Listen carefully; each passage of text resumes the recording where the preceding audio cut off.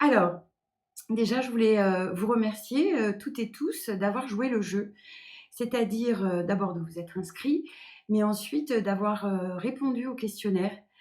Parce que, bah, vous allez le voir justement en communication relationnelle, pour établir un vrai lien, c'est important de connaître, de savoir, de quoi on parle et à qui on parle. Donc, le fait que, vous m'expliquiez qui vous êtes, pourquoi vous êtes là, moi, ça me donne des renseignements pour mieux me positionner dans la relation, pour vous apporter aussi, l'éclairage que vous êtes venu chercher, en tout cas en essayant de coller au mieux à vos attentes. Voilà. Donc vraiment, je voulais vous remercier pour ça et voilà. Alors, comment ça va se dérouler cette, masterclass? Eh bien, d'abord sachez que je vais utiliser ma méthode tout au long de la masterclass et donc, je vais la dérouler devant vous. Peut-être que vous n'allez pas vous en rendre compte, mais je vais me servir de la méthode en communication relationnelle que j'utilise avec les personnes que j'accompagne aujourd'hui en formation, pour faire cette masterclass et pour, justement répondre à toutes les questions que vous vous posez, concernant cette difficulté que nous avons.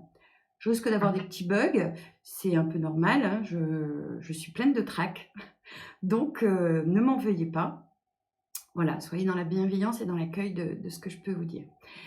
Hem, je vais me présenter quand même, parce que pour certains, vous me connaissez parce que vous me suivez sur les réseaux, vous avez été voir, mes masterclass, ou les conférences que j'ai pu faire en ligne. Donc, Sonia Fiquet, ça c'est bon, vous avez identifié. J'ai 54 ans. Je suis une maman de 3 enfants qui sont tous, haut potentiel et TSA, troubles du spectre de l'autisme. J'ai été diagnostiquée très tardivement, c'est-à-dire, il y a à peine 3 ans.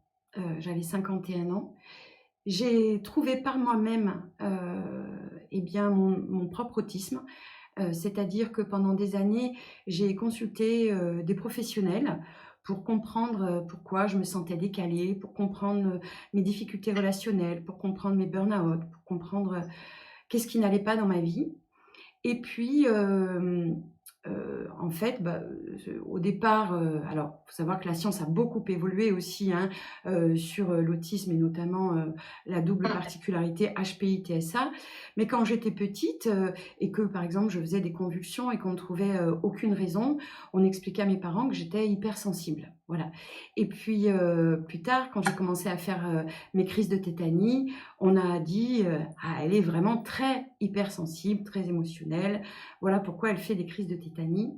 Alors qu'en fait, maintenant, avec le recul, on le sait, c'était des crises, non pas de tétanie, mais de raideur autistique, puisque je ne perdais pas conscience et je me raidissais comme ça et je tombais quand les situations me devenaient insupportables.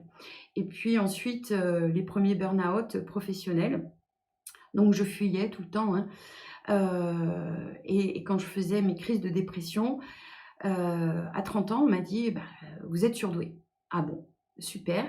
Je n'ai pas passé de test à l'époque parce que moi, je ne me voyais pas surdouée, je ne voyais pas en quoi cela impactait, ma vie, parce que je me sentais pas du tout surdouée.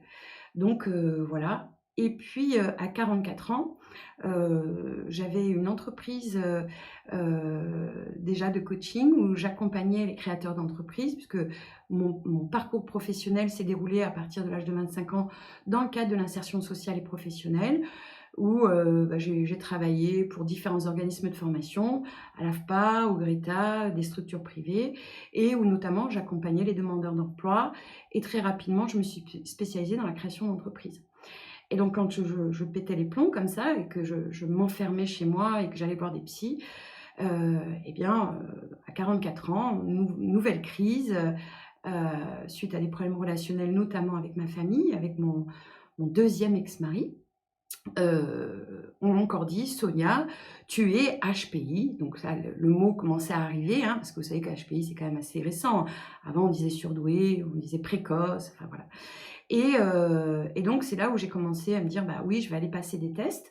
Donc j'ai été encouragée par une psychologue à passer des tests et ces tests ont révélé effectivement que j'avais un QI, alors qui pour moi n'était pas du tout surdoué puisqu'on m'annonçait 127. Donc 127, c'est pas surdoué, hein, HPI, c'est 130 Ah, Et on m'a expliqué que, en fait, j'avais, dans les différents items, 4 items très hauts, c'est-à-dire, le verbal, j'avais, la vitesse de traitement, j'avais, alors mince, j'ai un bug, j'aime bien quand je fais ça, la représentation dans l'espace, j'étais forte aussi, et là où j'étais pas bonne, c'était une mémoire de travail, donc une mémoire basse. Donc un QI quand même qui avait été ressorti, mais voilà, et on me disait, problème d'estime de vous, certainement lié à un traumatisme. Donc étant donné que je m'étais déjà formée à la communication relationnelle, heu, je ne connaissais rien à l'autisme. Loin de moi cette idée, puisque la représentation que j'avais de l'autisme, c'était des gens non-verbaux, style, ou alors Rainman, hein, c'est-à-dire des gens oui. qui voilà, qu'on voit, et je ne pouvais pas imaginer que, l'autisme, c'était, autre chose. Ah, Donc du coup, quand j'ai su que j'étais surdouée à 44 ans, hein, j'ai dit: «Oh mince alors, bah alors les autres sont des cons, voilà pourquoi ils me comprennent pas, voilà pourquoi je suis en décalage et voilà pourquoi j'ai tous ces problèmes. En fait, c'est les autres». Voilà, et je me suis, enfermée dans mon orgueil, dans, mon incompréhension du monde, dont je n'avais aucune vision, et ce soir, il y a une amie à moi qui est là et qui me connaît depuis très, très longtemps et qui a suivi le parcours que j'ai fait, et donc ça a été, bah, l'apothéose parce qu'en fait, mes relations sont devenues encore plus délétères, donc rupture familiale, mes enfants qui voulaient plus me parler, mes associés, enfin voilà, ma vie est devenue un enfer. Et puis, comme j'ai été malade, parce que vous apprendrez aussi, et vous le savez certainement déjà, que l'autisme, c'est beaucoup de comorbidités. Bon, pour ma part, c'est 17 fractures, c'est 21 interventions chirurgicales. Voilà, donc ça m'a amenée à un moment à me poser et à demander une reconnaissance, de travailleur handicapé, non pas pour l'autisme puisque je l'ignorais encore, mais pour toutes les comorbidités que j'avais. Et puis, je me suis dit: «Bon, maintenant, j'en ai marre, je vais faire ce que je sais faire, la communication relationnelle, et je vais donc aider ces personnes HPI puisqu'elles vivent la même chose que moi et que moi, avec, la formation en communication relationnelle, je vis quand même plutôt bien». C'est ce que je pensais à cette époque-là. Et donc, j'ai commencé à faire mon étude de marché, à aller sur les forums, voir ce que les HPI disaient, comment ils vivaient, ce décalage, et je me dis: «Mais forcément, il y a bien un psychologue ou un psychiatre qui a nommé ce décalage». Donc j'ai commencé à taper décalage HPI, et c'est comme ça, et je pense que beaucoup d'entre vous ont fait le même chemin, que je suis tombée sur le TSA, trouble du spectre de l'autisme, et notamment sur des vidéos de femmes comme Julie Daché, par exemple, qui expliquaient qu'est-ce que c'était l'autisme féminin, l'autisme de haut niveau, l'autisme cumulé au HPI, et là, je me suis reconnue et je me suis dit: «Mais c'est pas possible, je peux pas être autiste puisque, mais non, moi je comprends, je sais communiquer, je parle très bien. À chaque fois qu'on me pose quelque part, j'entre en conversation avec tout le monde. Donc je ne voyais pas du tout en quoi je pouvais être autiste, et comment, ça pouvait impacter ma vie. Et puis, en fouillant, en cherchant, j'ai commencé à comprendre que vraiment il y avait des choses qui me ressemblaient. Donc j'ai décidé de me faire, diagnostiquer, et je suis montée à Paris, voir, une neuropsychologue, spécialisée dans l'autisme, que j'avais rencontrée aux Rencontres internationales de l'autisme, et qui avait l'habitude de travailler avec, les autistes Asperger. Et donc là, elle m'a fait passer tous les tests, mes parents ont joué le jeu, ils ont répondu à tous les questionnaires, et j'ai vu, parce que cette personne a réussi à me montrer ce que je ne voyais pas. C'est-à-dire mon incapacité à créer un vrai lien bidirectionnel, par exemple, et c'est de ça dont nous allons parler ce soir. Cette personne m'a montré comment, j'étais coincée dans mes points de vue. Bah, non, pas du tout. Moi, je passe mon temps à regarder les autres, à à essayer de les comprendre, à les analyser, donc non, je prends en compte les points de vue des autres. C'est ce que je pensais. Voilà. Et puis bon, le diagnostic est tombé. Et là, j'ai décidé vraiment de me former, de comprendre qu'est-ce que c'était que l'autisme.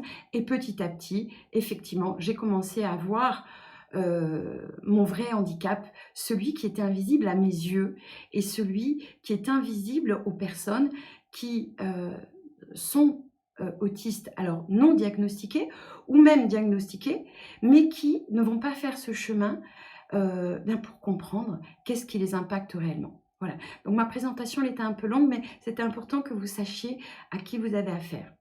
Donc voilà maintenant 3 ans, puisque alors ça fait 2 ans que j'ai créé le programme, ça fait 2 ans que ma société existe, qui fait sa vie. On est D'accord. organisme de formation et ça fait 2 ans que j'accompagne une quarantaine de personnes aujourd'hui à comprendre leur handicap invisible, et surtout à vivre en harmonie avec eux-mêmes et avec les autres, notamment grâce à cette méthode. Donc cette méthode, on va l'appliquer pour que vous puissiez eh bien, la voir. Euh, alors, voilà. Alors, je suis désolée, je vais faire une petite pause parce que je me suis quand même mis un petit... voilà. Euh, donc, pendant 1 heure, je vais vous expliquer qu'est-ce que c'est que la communication relationnelle, pourquoi on est en difficulté par rapport au TSA, bien entendu, et qu'est-ce on peut mettre en place. Et ensuite, donc je vais essayer d'être assez concise pour que ça rentre en 1 heure. Et ensuite, vous pourrez me poser vos questions et on sera dans un échange de questions-réponses. Voilà. Alors, déjà, on va définir qu'est-ce que c'est que le TSA. Euh, Rapidement, parce que certains le savent et d'autres ne le savent pas. Donc aujourd'hui, le trouble du spectre de l'autisme, il est défini il est répertorié dans ce qu'on appelle le DSM-5. C'est là où sont notées les caractéristiques des différentes pathologies, puisque c'est classé comme une pathologie, chose qui pose débat encore aujourd'hui, puisque, voilà. Alors, nous savons déjà qu'avec la science aujourd'hui, l'autisme est dû à une structure neurophysiologique différente. C'est-à-dire que nous n'allons pas percevoir, nous ne sommes pas outillés de la même manière que les autres. Notre cerveau ne va pas décrypter l'information comme les autres. Et donc, ça va générer chez nous 2 grandes difficultés. La première, c'est un déficit de la communication et des interactions sociales. Donc, difficulté à créer ce lien, c'est de ça dont nous allons parler ce soir, et un caractère restreint et répétitif des comportements et des intérêts. C'est-à-dire que les personnes qui sont autistes eh bien, sont enfermées dans leur centre d'intérêt, dans leur manière de voir, sans en avoir conscience. Voilà. Donc ça, c'est la définition pure et dure. Alors, qu'est-ce que ça veut dire? Parce que, en fait, on va s'apercevoir que la communication, bien sûr, c'est des mots, mais que les mots, ça ne représente que 7% de la communication. Le verbal, 7%, ce qui veut dire qu'il reste 93% d'autres choses dans la communication pour établir le lien avec les autres. Dans ces 93%, on va se rendre compte qu'il y a tout ce qui est mimique, gestuelle. Alors ça, nous, on a l'habitude, on fait que ça, de regarder les autres. Hein. Voilà. Mais après, il y a tout le reste. Et le reste, c'est notre manière de traiter l'information, de choisir l'information, de la comprendre dans sa globalité, dans son implicite. Et c'est là où on va voir comment, et bien justement, quand on est autiste, comment on se construit, comment cette particularité neurophysiologique, elle va impacter notre manière de traiter l'information. Donc, on va reprendre, je vous avais dit que nous allions nous servir de la méthode au principe relationnel. Ce qu'il faut savoir, c'est que quand on établit le lien avec l'autre, il faut qu'on soit déjà d'accord sur pourquoi on est là, quel est l'objet de la relation. Et voyez, ça, c'est quelque chose qui vous semble a priori normal, basique. Mais en fait, à la lecture des retours que vous m'avez faits, moi, je sais déjà qu'il y a des gens qui ne viennent pas chercher la même chose. Et donc, nous n'avons pas forcément un objet commun sur cette masterclass. Donc, le premier principe, c'est ce qu'on appelle le cadre de référence. Et vous allez me dire, mais Sonia, tu vas nous faire ta formation sur les 7 principes? Non, non, non. Je vais juste m'en servir pour essayer de vous apporter un maximum de clés. Mais sachez que j'aurais beau vous dérouler entièrement l'information, en 1 heure, c'est impossible pour vous de comprendre tout ce qu'il y a derrière dans chaque mot, dans chaque concept que je vais évoquer avec vous. Parce que pour comprendre toute la méthode, vous allez devoir avant tout comprendre votre propre mode de fonctionnement. Voilà. Donc le cadre de référence, ce soir, l'objet, on est d'accord, c'est mieux communiquer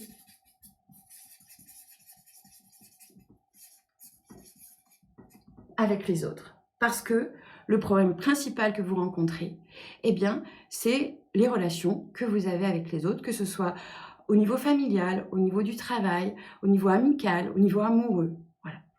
Donc, vous voyez là, il y a marqué « mieux communiquer ». Et on pourrait dire que tout le monde a compris de quoi on parle. Communiquer, c'est facile, ce mot. Enfin, tout le monde sait. Qu'est-ce que ça veut dire communiquer? Communiquer, est-ce que ça veut dire parler? Est-ce que ça veut dire donner son avis? Est-ce que ça veut dire écouter l'autre? Est-ce que ça veut dire échanger? Est-ce que ça veut dire se comprendre? Ou est-ce que ça veut dire établir un lien de qualité? Est-ce que l'on peut avoir une relation où on établit un lien de qualité alors qu'en fait, on va avoir du mal à communiquer?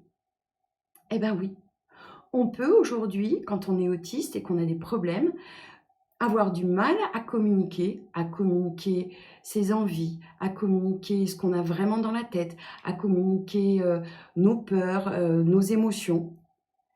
Et c'est ce qui nous empêche justement aujourd'hui d'établir un vrai lien relationnel.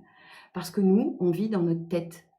Voilà. Et c'est tout ça que l'on va comprendre quand on va apprendre comment notre handicap nous impacte et comment il va faire en sorte, cet handicap, que finalement, nous ne comprenons pas complètement, entièrement l'information et que nous allons la traiter selon notre propre point de vue.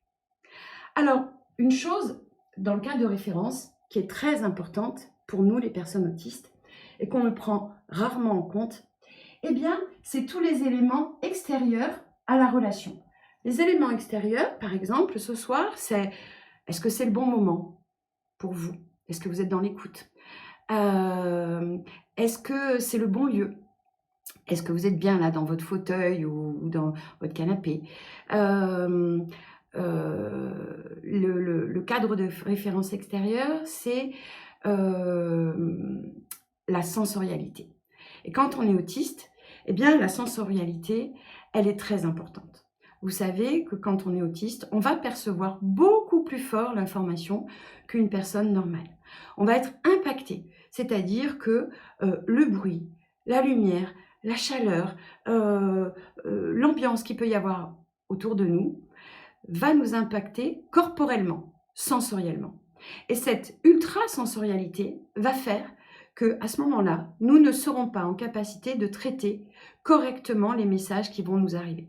Vous savez, quand vous voyez une personne autiste non-verbale et qu'il y a trop de bruit, qu'est-ce qu'elle fait? Elle commence voilà, elle se protège. Pourquoi? Parce que justement, elle n'a pas la capacité de compensation. Cette capacité de compensation, vous l'avez avec le HPI.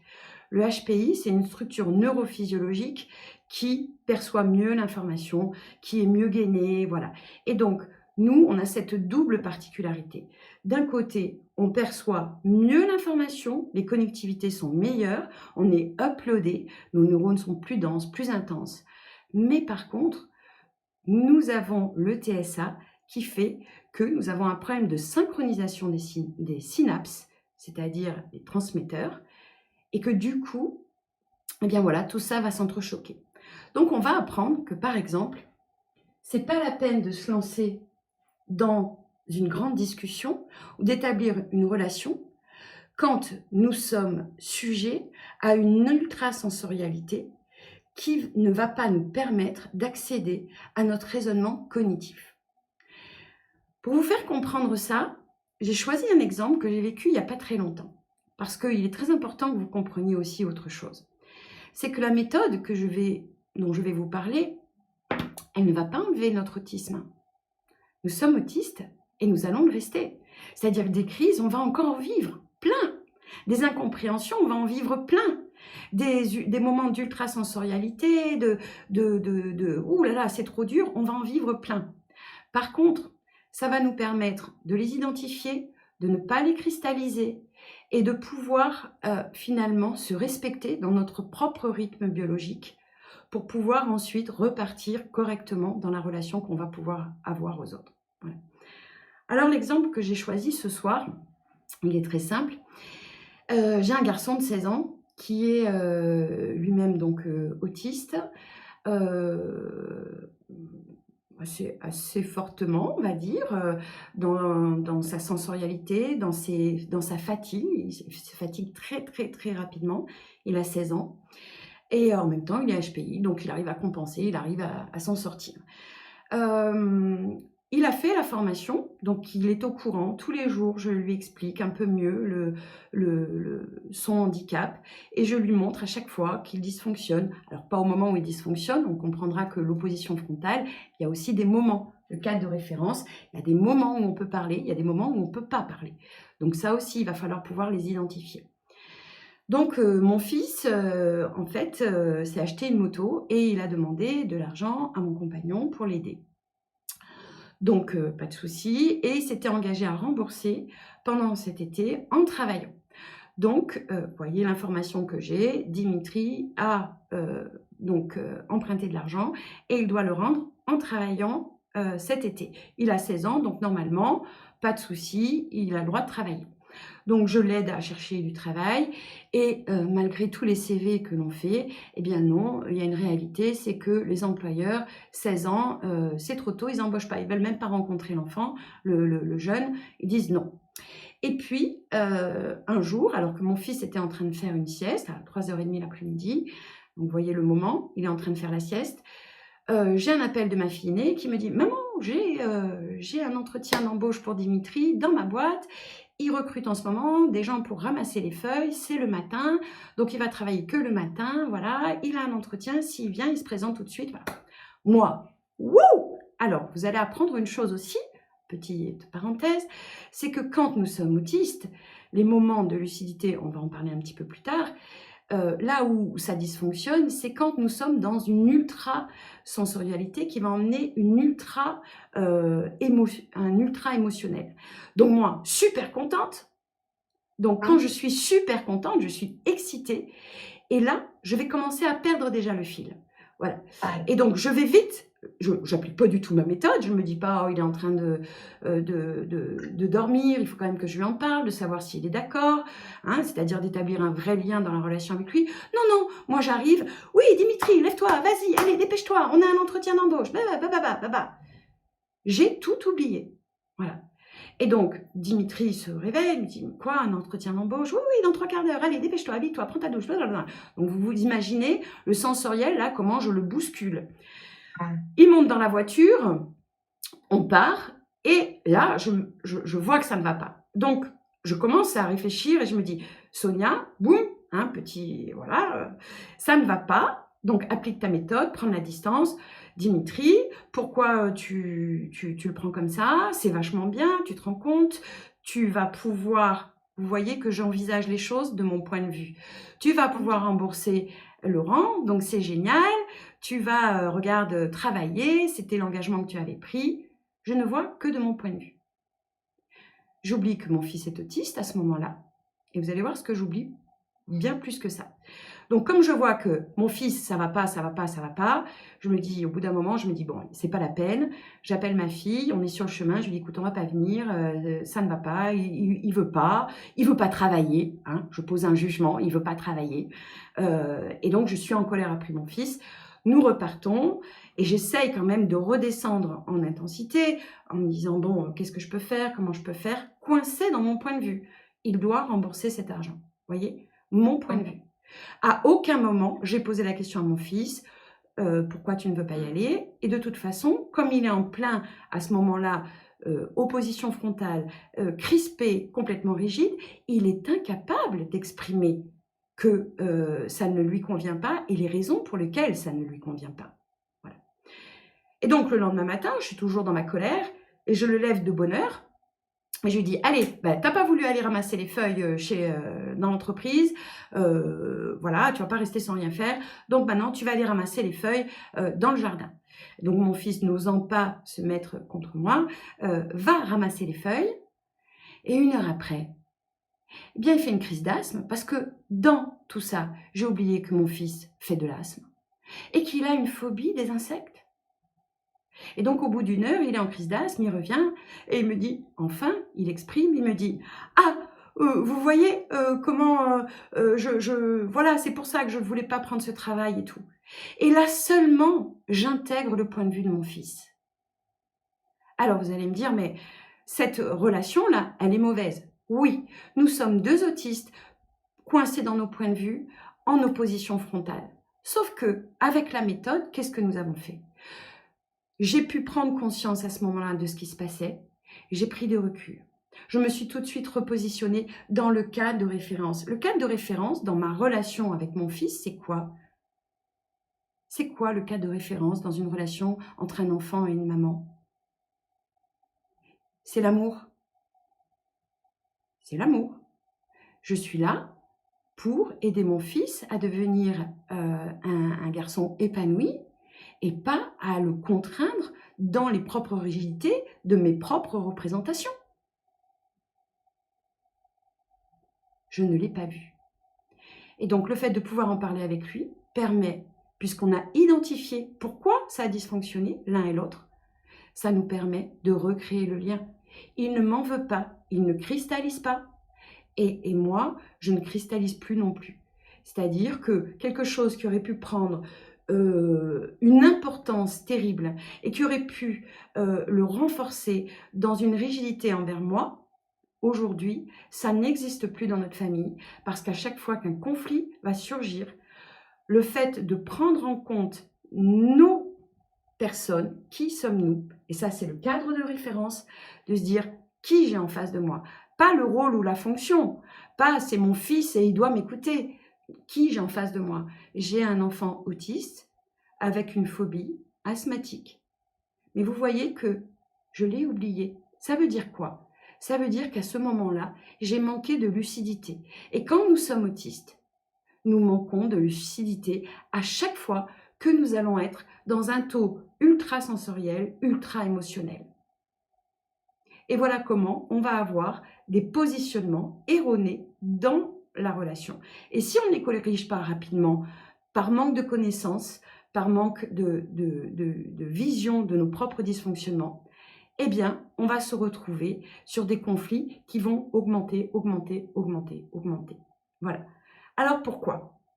Parce qu'il faut comprendre que l'autisme, c'est plein de comorbidités, enfin, plein de dysfonctionnements comme ça qui vont nous impacter. Alors, je vous ai parlé de l'ultrasensorialité, mais il y a aussi la compréhension littérale. Trop d'importance au verbal. Nous, on est coincés dans la représentation des mots. Par exemple, moi, je viens de shifter sur un mot, c'est le mot doute. Pour moi, le doute, c'était négatif. Douter de soi, c'est négatif. Oh là là, ça veut dire que je ne sais pas comment me positionner, ça veut dire, vous voyez, j'étais coincée dans la représentation verbale de ce mot. Le doute, c'est avoir, de se dire, je ne suis pas capable, voilà. Non, si vous prenez un peu de distance, le doute, c'est savoir se remettre en question, savoir aller chercher de l'information quand on hésite. Voilà.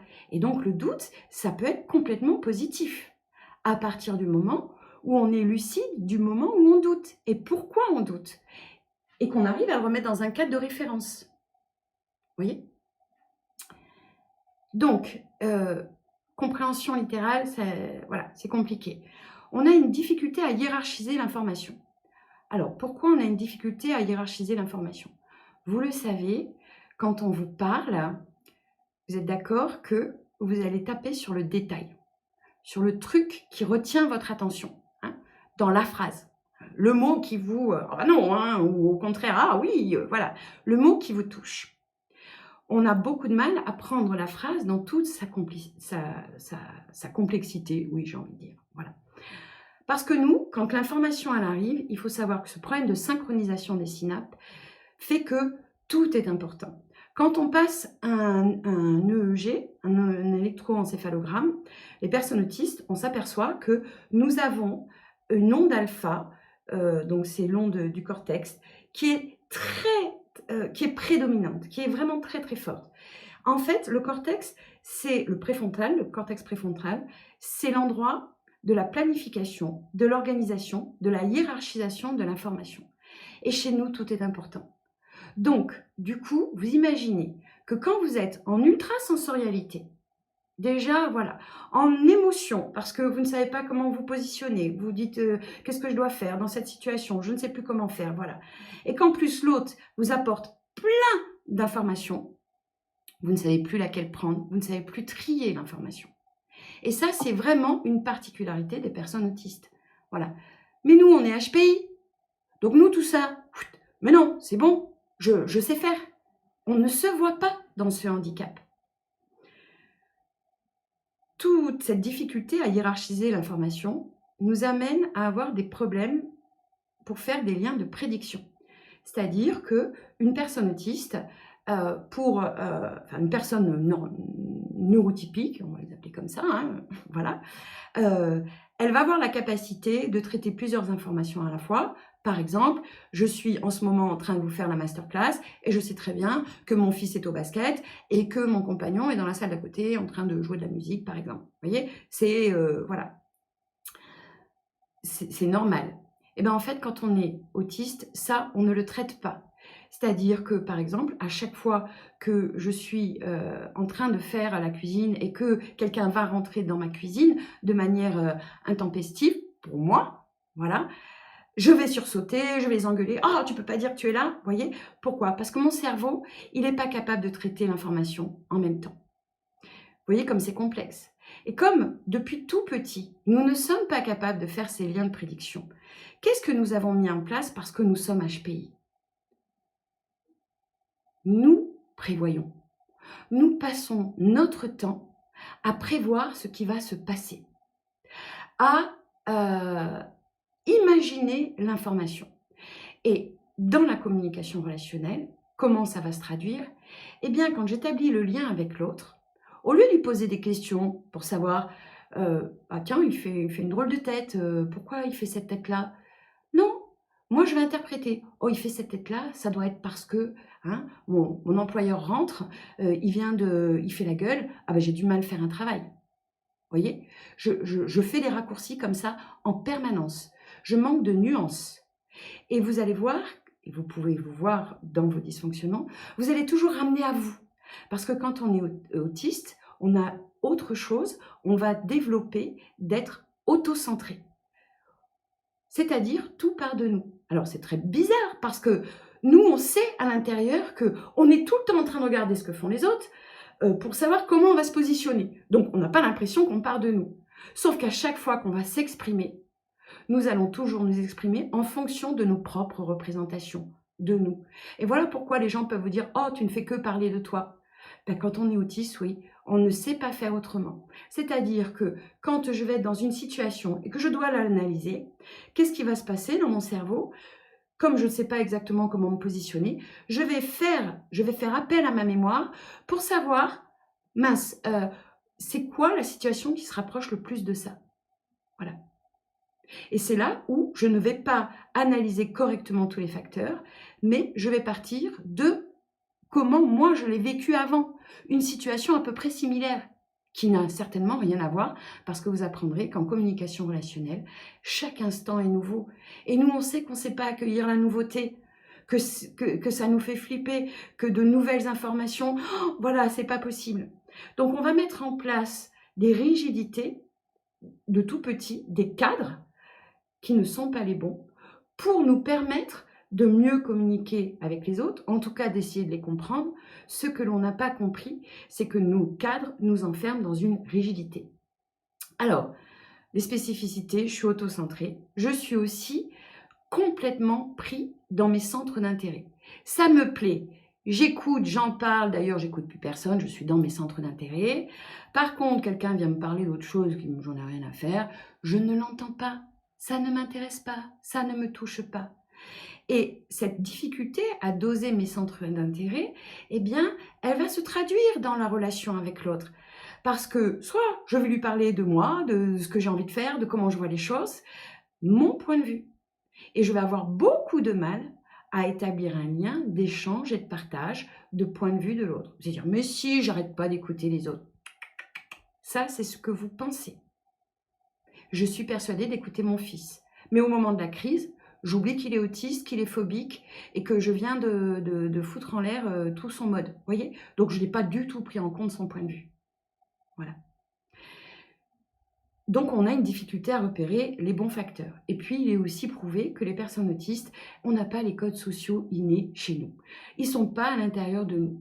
Voilà. C'est-à-dire que les gens vont savoir de manière naturelle s'ils doivent intervenir, comment ils doivent intervenir. Voilà, ça se fait comme la lionne qui lèche son lionceau. Il n'y a personne qui lui a dit de le faire. Elle sait le faire. Et nous, on sait qu'on ne sait pas. Enfin, on sait. Non, justement, on ne le sait pas. Quand on est HPI et qu'on découvre son autisme, on ne se rend pas compte que nous n'analysons pas les bons facteurs. Voilà. Alors, qu'est-ce que ça entraîne, ça? Eh bien, tous ces dysfonctionnements vont faire que je vais me construire dans un émotionnel très très intense, dont je n'ai pas forcément conscience, qui va m'emmener à vivre en ascenseur émotionnel, un coup en haut, un coup en bas. Ça me plaît, je suis super excitée, ça me plaît plus, je redescends. Voilà. Donc déjà, c'est très fatigant pour les gens qui nous entourent, parce qu'ils ne savent jamais mais qu'est-ce qu'on doit faire. Un coup il est content, un coup il pleure, un coup on ne sait pas. Les gens ne savent pas se positionner. Vous vous rappelez, le titre de la masterclass, c'était ce que je... Mince, j'ai oublié. Ce que je suis, c'est ce que je fais. Voilà. Et ce que je fais influe sur ce que je suis.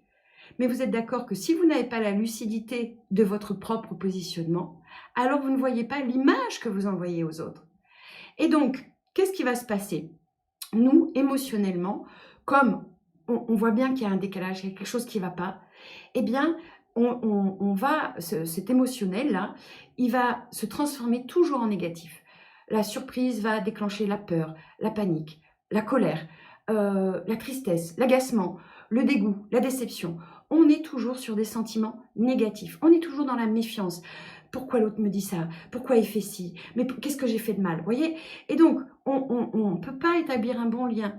Parce que du coup, ces émotions-là, il faut savoir que les émotions sont proches des centres cognitifs, c'est-à-dire notre manière d'apprendre.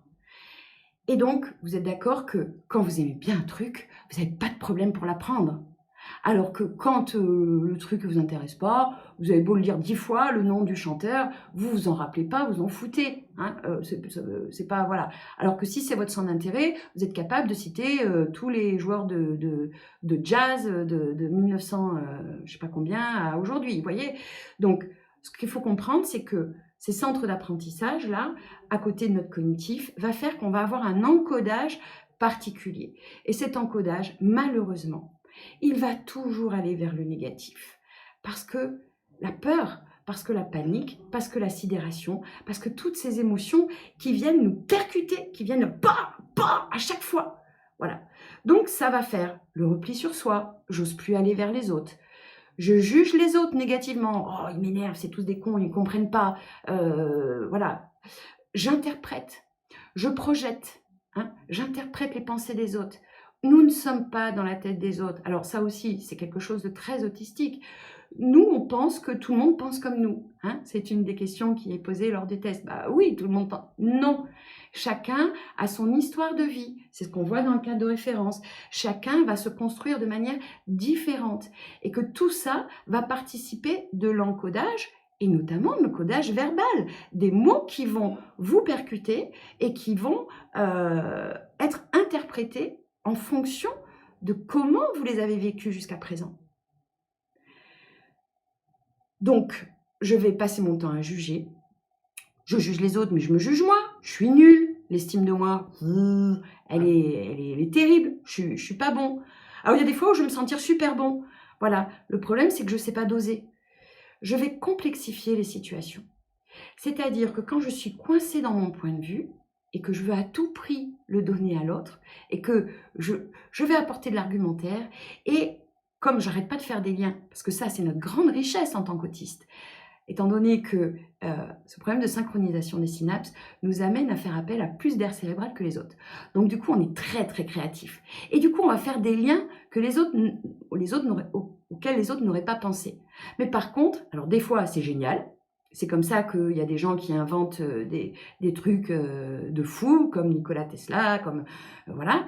Puis des fois, c'est comme ça où on est complètement à côté de la plaque. C'est Sonia qui croit que pour apprendre l'anglais, parce que, j'ai 10 ans et mon raisonnement, c'est pour apprendre le français, j'ai appris l'alphabet, j'ai construit des mots et j'ai construit des phrases.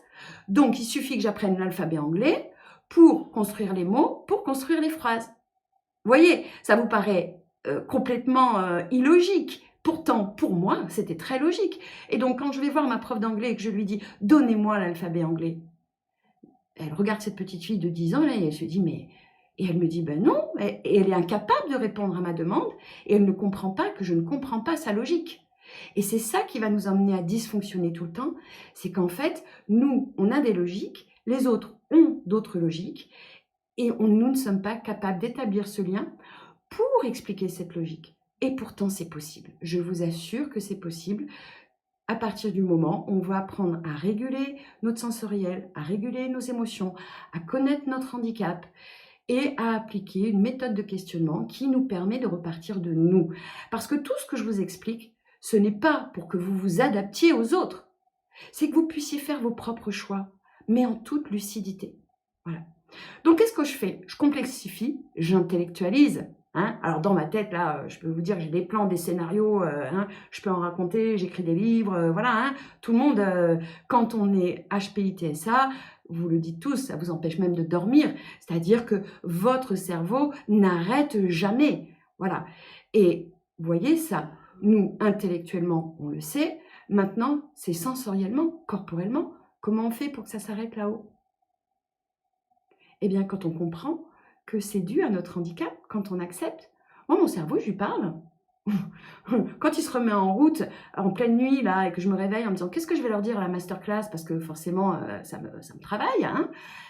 Non, je me réveille, j'applique ma méthode et je fais non, c'est pas l'heure. Voilà, j'écoute mon corps il est fatigué. Si mon corps il est pas fatigué et qu'il me dit vas-y Sonia travaille, je me lève parce qu'au moins je suis productive, voilà. Mais si mon corps il me dit Sonia t'es fatiguée, donc ça veut dire que j'apprends à écouter mon corps, chose qu'une personne HPI-TSA ne fait pas. On va au bout de nos limites, on attend que l'élastique il pète, on fait des burn-out, on fait des dépressions, on devient agressif. Donc voilà, mes raisonnements cognitifs, c'est tout ça, j'intellectualise tout, je dois répondre à tout, mais pourquoi, hein? Pourquoi? Mais à partir du moment où j'analyse pas le bon facteur, je ne peux pas répondre à tous ces pourquoi. Et je me compare aux autres. Je suis moins bien, je suis plus intelligent, je suis ceci, je suis cela. Stop, nous sommes différents. Et accepter le point de vue de l'autre, il faut déjà accepter que nous sommes tous différents et que nous avons le droit de ne pas être d'accord. Ça ne nous empêche pas de débattre, ça ne nous empêche pas d'argumenter, mais il faut respecter l'autre dans son point de vue. Et si ça ne convient pas, alors on peut dire non à la relation, parce qu'on apprendra aussi que toutes les relations ne sont pas bonnes et que nous ne sommes pas obligés d'entrer en relation avec les gens qui ne nous conviennent pas, qui ne nous parlent pas. Donc, vous voyez qu'on a regardé les spécificités du TSA qui nous amènent à une réaction émotionnelle, qui nous amène à un raisonnement cognitif, et ce raisonnement cognitif va nous amener à un état d'esprit. Un état d'esprit d'insécurité, un sentiment de rejet, un sentiment de honte parfois, de culpabilité, souvent, on se sent coupable, de pessimisme, un sentiment de méfiance, nous sommes méfiants, de mépris, parce que bah, quand même, mince, hein, j'ai 145 de QI, donc c'est bon, quoi, vous n'allez pas me la faire, hein, voilà, j'ai un bac plus 5, j'ai un bac plus 4, j'ai élevé 3 enfants, enfin, on a tous les arguments pour mépriser les autres. Sentiment de solitude, parce que quand on n'arrive pas à rentrer en interaction correctement, ben non, on est des êtres humains, et les êtres humains, c'est fait pour vivre en société. Alors, pas avec tout le monde, pas n'importe comment, mais en tout cas, d'avoir un minimum de relations pour pouvoir échanger, parce que l'échange, c'est ce qui nous nourrit. Hein. Tout seul, qu'est-ce qu'on ferait? Voilà. Et on peut arriver jusqu'à l'agressivité, la dépression, les burn-out, le cynisme, enfin voilà, tout ça. Alors, maintenant, je vais vous expliquer pourquoi on se retrouve ici, puisque si vous êtes ici, c'est que vous n'avez pas réglé vos problèmes relationnels. Et moi, je vous dis, vous pouvez faire toutes les formations que vous voulez en communication relationnelle. Si vous êtes autiste et HPI, alors il faut que vous compreniez vos particularités. Si vous ne comprenez pas votre handicap, vous n'allez pas pouvoir vivre en harmonie avec vous-même. Alors, je vais vous faire un petit schéma.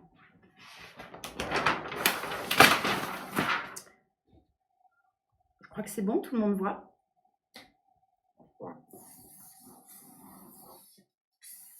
Pour vivre en harmonie avec soi-même, déjà, estime de soi, ben déjà, il faut s'aimer. Faut se connaître, faut se sentir bien dans sa peau, comme on dit. Voilà. Pour arriver à ce résultat, plusieurs choses. La confiance en soi. La confiance en soi, c'est pas l'estime de soi.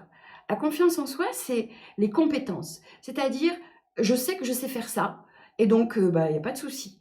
Et nous, les personnes HPI-TSA, HPI, nous avons beaucoup de confiance en nous sur plein de sujets, parce que nous avons fait des études, parce que ou manuellement on a développé des choses de fou, voilà. Donc on a beaucoup de confiance en nous sur plein de sujets. Ensuite, il faut avoir la lucidité, c'est-à-dire connaître ses plus et ses moins. Et c'est là-dessus que nous, on bute et on ne le sait pas. Vous êtes d'accord que, je prends souvent cet exemple et vous l'avez peut-être déjà vu dans les autres masterclass, que imaginez, je vais changer d'exemple, vous allez voir, que vous êtes aveugle à la naissance. Vous êtes aveugle à la naissance, ça veut dire que vous ne savez pas ce que c'est que la couleur. Si on considère qu'une personne qui est aveugle ne voit vraiment aucune couleur. Vous ne savez pas ce que c'est que la couleur. Donc les autres peuvent vous parler de la couleur, vous n'avez pas de représentation de la couleur. Vous êtes autiste. Vous êtes né autiste. Vous ne comprenez pas l'implicite. On peut vous l'expliquer. Vous ne savez pas ce que c'est. Ça n'a pas de réalité. L'implicite, c'est la situation que j'ai vécue avec mon fils. Vous voyez, ça, c'est de l'implicite. Implicitement, si je ne me vois pas dans mon manque de lucidité, je ne peux pas réagir correctement. Voilà. Et donc, quand je suis autiste, je vais en avoir plein des moments de non lucides. Mais l'important, c'est les repérer, parce qu'à chaque fois que je vais dysfonctionner, je vais pouvoir prendre du recul et me dire, là, je ne le sens pas le truc. Et donc, me faire redescendre en sensorialité pour pouvoir ensuite rentrer en vraie communication. Peut-être que ce n'est pas le bon moment, peut-être qu'on ne parle pas de la même chose. Voilà. Il y a plein de facteurs à analyser. Et nous, tant qu'on n'a pas la lucidité sur notre mode de fonctionnement, c'est-à-dire comment je perçois, comment je ressens et comment je traite l'information, ce n'est pas la peine de faire de formation en communication relationnelle.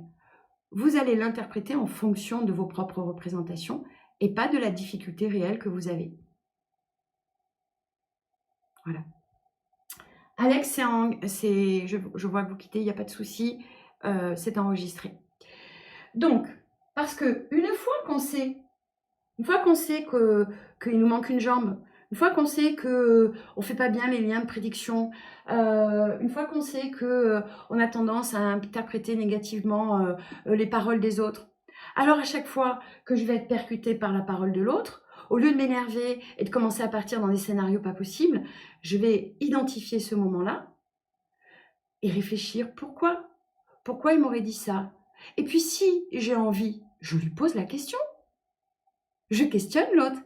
Je lui dis, attends, j'ai mal compris, tu viens de dire ça. Pourquoi tu me dis ça? Est-ce que ton intention, c'est ça? Et vous allez vous rendre compte que bien souvent, vos engueulades avec les uns et les autres, elles ne sont pas dues à un vrai conflit d'intention, elles sont dues à un problème de compréhension. On ne parle pas de la même chose, tout simplement. Après la lucidité, eh bien, vous avez l'acceptation de soi. Alors chez nous, c'est très compliqué. On a été diagnostiqué HPI-TSA, on sait qu'on est autiste, hein, donc on a vu, on sait ce que c'est, voilà. Est-ce que je suis prête à me remettre en question? Est-ce que je suis prête à accepter que je dysfonctionne? Est-ce que je suis prête à me voir dans mes mauvais positionnements? C'est très compliqué, puisqu'on ne les voit pas. Donc si personne n'est là pour nous les montrer, vous voyez, c'est un apprentissage. C'est parce qu'on va nous les montrer. Ah, là, regarde, tu vois, là, tu as pensé ça. Repose-toi la question, repars de toi. Est-ce que tu penses vraiment que l'autre a cette intention? Et en décortiquant les situations, petit à petit, c'est comme un entraînement. Vous allez pouvoir passer en autonomie avec vous-même, dans la communication relationnelle, avec vous et avec les autres. Et en prenant en compte votre handicap, non pas en faisant comme si vous n'étiez pas autiste. Non, il faut le prendre en compte, ce handicap. Et c'est, par exemple, la chose la plus compliquée quand on est adolescent, qu'on est en pleine phase de construction, d'accepter, de se dire « j'ai un handicap ». Parce que le mot handicap chez nous, comment il est connoté? Négatif. Mais le handicap n'est pas une maladie. Le handicap, c'est un obstacle. C'est quelque chose qu'il faut passer par-dessus. Voilà. C'est ça, un handicap. Ce gamin qui n'a pas de bras, pas de jambes et qui va traverser le lac Titicaca, il a accepté son handicap. Vous voyez la banane qu'il a? Voilà. Eh bien, pour vivre heureux avec son autisme, il faut accepter que oui, on va manquer de lucidité à certains moments. Pas tout le temps. Mettez de la nuance. Il y a des moments où on est très lucide, il y a des moments, et notamment quand on n'est pas dans la relation. C'est-à-dire qu'au niveau professionnel, par exemple, vous pouvez être une tuerie les uns et les autres. Parce que vous n'êtes pas dans l'émotionnel, tout est factuel. Les facteurs à analyser, ils sont clairs, ils sont nets. Donc là, il n'y a pas de problème. Donc, accepter, ça veut dire accepter de travailler sur soi. Accepter qu'on vous montre, qu'on vous dise, regarde là, ça ne va pas. Pose-toi la question, repositionne-toi. Est-ce que tu as bien analysé tous les facteurs? Et donc, c'est une méthode que moi, j'utilise tous les jours. Et oui, tous les jours, je fais encore des dysfonctionnements. Mais au moins, je les vois et je ne cristallise plus. Donc, du coup, déjà, la honte, la culpabilité et tout le bazar, ça passe à la trappe. Hein. Je peux vous dire que quand on s'accepte comme on est, qu'est-ce qu'on va générer ici? On va générer l'amour de soi. Et donc, l'amour de soi, eh bien, nous permet d'avoir la bonne valeur de nous. Je suis différente. Voilà. C'est ça d'être autiste. Et c'est comme ça qu'il faut travailler pour comprendre ensuite les lois de la communication relationnelle qui sont immuables pour tout le monde. Donc, quand vous vous pointez dans une réunion et que, parce que vous êtes stressé, vous allez être hautain, vous allez être fermé, ben oui, c'est pas engageant pour les autres d'avoir la relation avec vous. Voyez? Donc, vous voyez bien que ça part du corps déjà. Quels signaux on envoie aux autres dans notre corps? Et c'est tout ça qu'il faut travailler, travailler, travailler.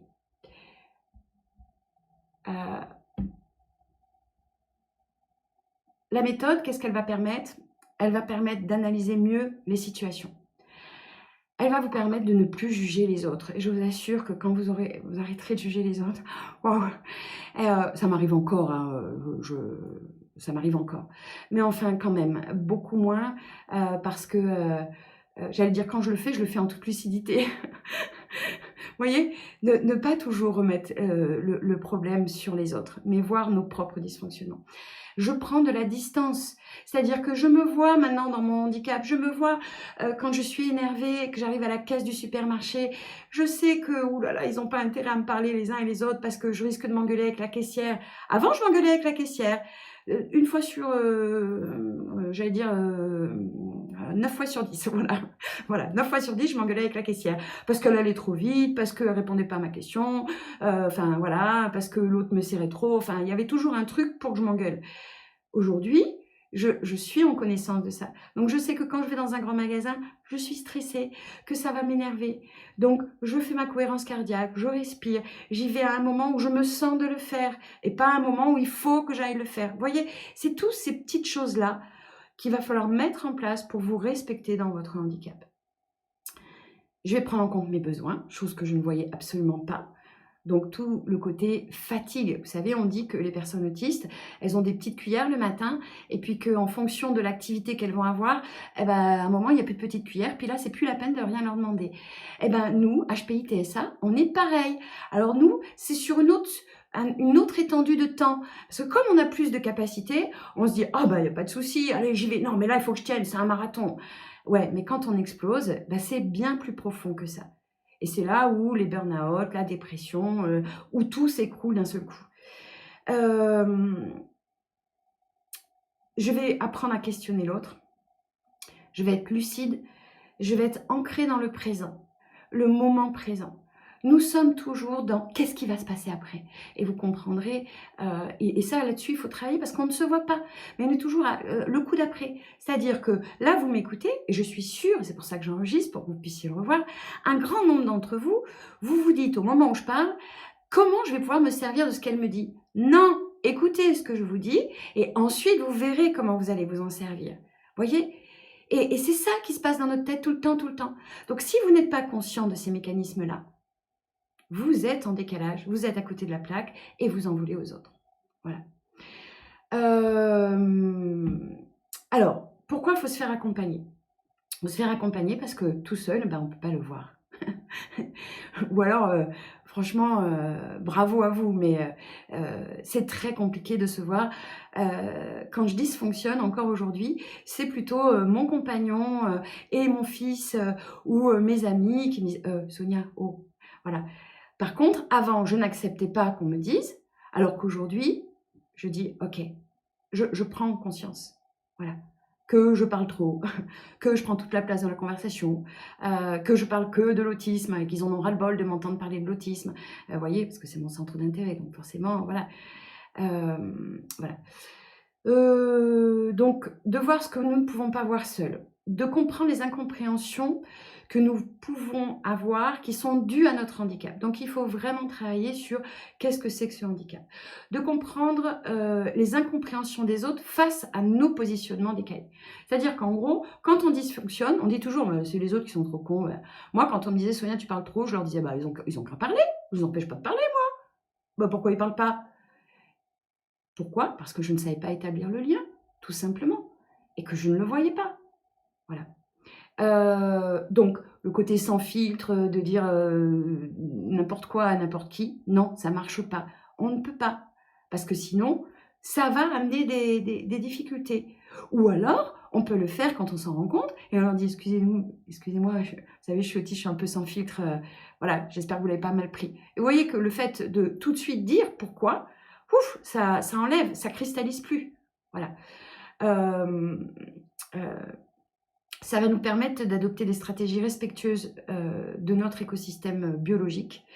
Ça va nous permettre de nous déculpabiliser face à ce besoin de normalité aussi que le monde, que la vie en société nous impose. C'est-à-dire que nous, on est dans la suradaptation tout le temps, tout le temps, tout le temps.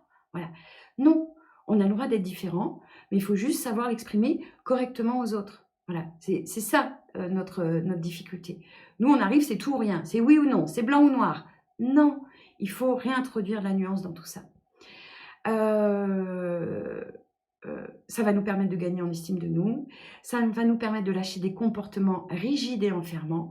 Vous avez compris que L'autisme, c'est le fait d'être enfermé dans nos points de vue, et de ne pas voir qu'il y a d'autres possibilités, d'autres paramètres. Quand vous discutez, si vous avez l'habitude avec, je pense aux parents notamment d'enfants Asperger, que vous parlez avec un enfant Asperger qui n'a pas encore conscience de toutes ces difficultés, vous le voyez dans ses rigidités, dans ses incompréhensions. Et vous êtes pareil, sauf que nous, ça se voit moins, parce que nous, on compense. Mais c'est là où c'est bien plus pervers et qu'on ne s'en rend pas compte.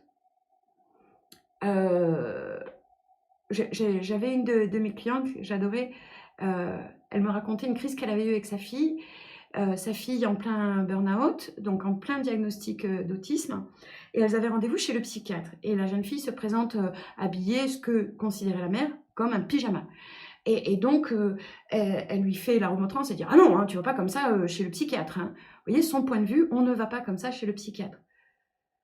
Et bien sûr, conflit, opposition, alors qu'en fait, le vrai objet, c'est: je vais chez le psychiatre parce que ma fille va mal. On s'en fout de comment elle est habillée. C'est moi que ça vient heurter dans mes représentations, mais on n'en a rien à faire. Donc, si elle était repartie sur le cadre de référence, l'objet de la relation, l'objet du moment, elle aurait vu que le facteur là qu'elle avait pris était un détail et qu'il allait non seulement à l'inverse de l'accompagnement qu'elle veut donner à sa fille, mais pire, qui renforce l'affrontement, l'opposition frontale qu'elle va avoir avec sa fille. Vous voyez? Voilà. Alors, à la fin, qu'est-ce que ça nous permet? Ça nous permet, je vais clôturer. C'est bon, hein, je suis assez contente, ça fait 1h, 21h06. Wow! Ça va nous permettre de vivre apaisés d'abord avec nous-mêmes. D'abord avec nous-mêmes. Et ensuite, forcément, quand nous, on est serein, ben, vous voyez bien que quand vous allez bien, les relations avec les autres, elles vont bien. Quand est-ce que ça dysfonctionne? C'est quand vous allez mal. Et puis, quand vous avez quelqu'un qui vient vous agresser, que vous allez bien, ben, vous êtes en capacité de lui dire: «Oh, Coco, tu vas aller jouer ailleurs parce que là, ta petite crise, non». On va peut-être pas lui dire comme ça. Ne me prenez pas au pied de la lettre parce que je sais comment vous interprétez. Attention, hein, faut mettre de la nuance dans tout. Voilà. Et vous avez compris que nous ne sommes pas obligés d'accepter une relation qui ne nous convient pas. Et ça aussi, on va apprendre à dire non, chose qu'on ne sait pas faire. Hein. On va s'obliger à aller dans un travail où on est angoissé tous les jours. Mais non, stop. La vie, c'est pas ça. Il y a plein d'autres solutions. Mais les solutions, on les voit pas. Parce que quand on est autiste, on est fermé.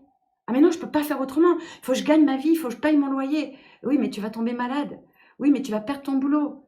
Oui, mais si, pose-toi, apprends à te connaître et tu vas voir, tu vas pouvoir repartir dans une roue, j'allais dire, voilà.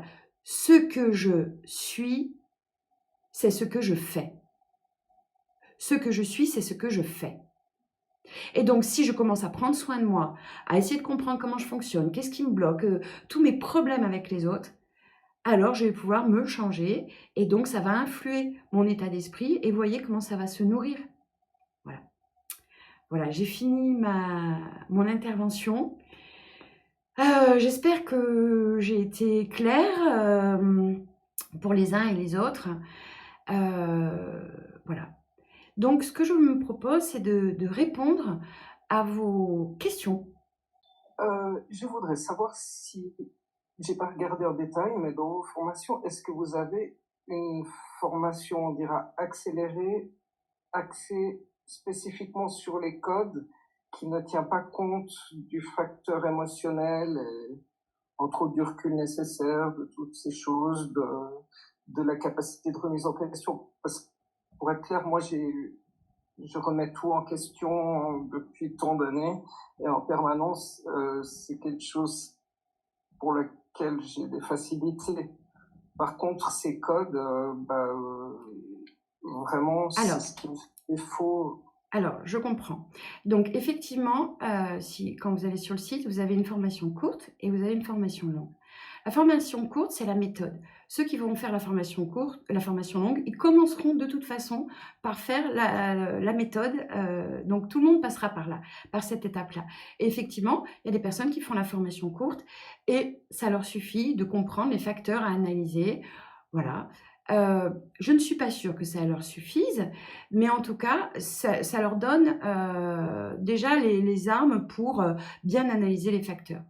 Après, nous, ce qu'on se rend compte, c'est que les personnes qui suivent la formation longue, et donc c'est une formation qui dure entre 7 et 8 mois, on va aller à votre rythme, où les gens, sont en permanence avec, moi ou le formateur.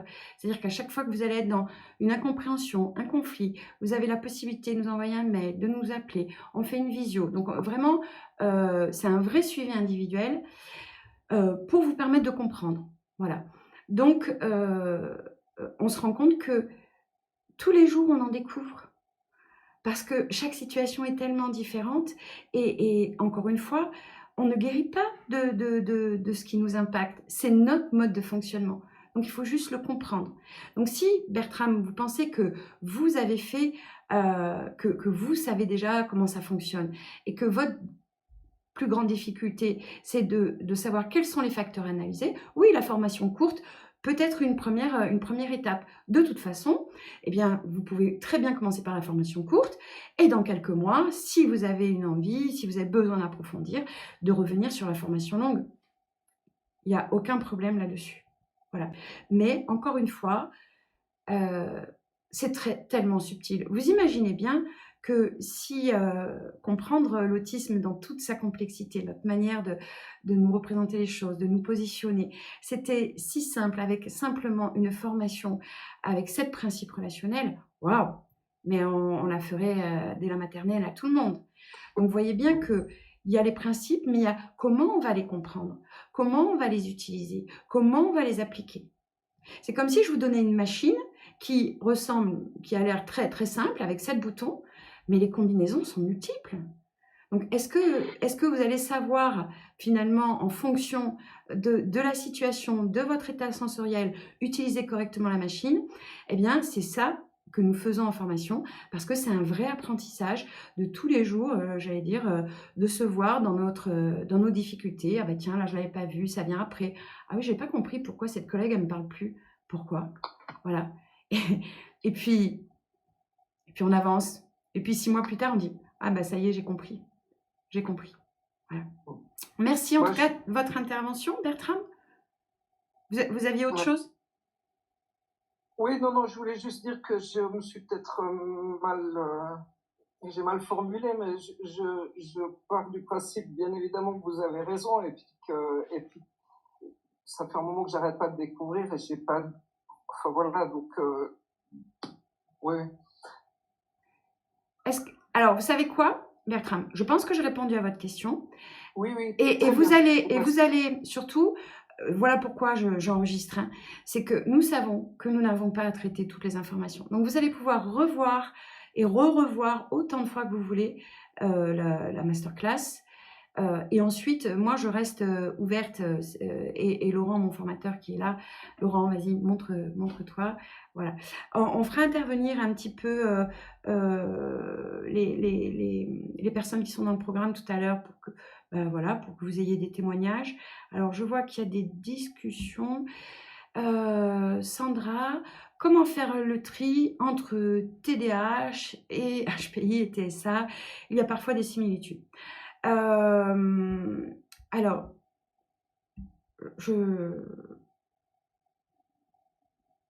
je comprends, quel est l'objet de votre question? Pourquoi vous posez cette question? Sandra, est-ce que vous pouvez prendre la parole? Oui, oui, oui. Bonjour à tous. Bonjour Sandra. Oui, en fait, je pose cette question parce que alors, moi, j'ai été diagnostiquée TDAH et en écoutant, voilà, la masterclass et en me renseignant sur différentes choses, je me rends compte que HPI-TSA, il y a énormément de similitudes avec voilà, avec le TDAH. Donc du coup, je me pose, des questions C'est sur très cette partie. lié. Alors, je ne vais Ouais. pas rentrer dans les chiffres parce qu'il y a des grosses bagarres sur les chiffres, Mmh. voilà, donc je ne vais pas rentrer dans les chiffres. Mais aujourd'hui, beaucoup de personnes TSA, ont un TDAH. Beaucoup de personnes TDAH n'ont pas été diagnostiquées TSA. C'est le cas de Laurent qui est notre formateur. Voilà. Beaucoup de HPI ne sont pas, vus dans leur TSA ou dans leur TDAH.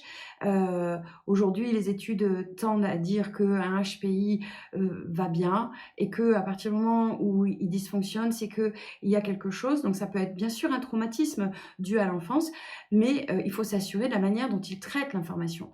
Et en fait, quand même, quand on est TSA, il y a des choses qui sont récurrentes, c'est-à-dire l'autocentrage, le fait de partir de soi tout le temps, la difficulté à intégrer le point de vue de l'autre, et puis la sensorialité qui nous rend malade. Un HPI, sa sensorialité, il la dose. Hein. Il la dose. Il y a des études qui montrent que les personnes HPI sans trouble vivent plus longtemps, ont moins de comorbidité. Voilà, ils sont uploadés, hein, ils vont bien les gars, hein, les gars et les filles d'ailleurs.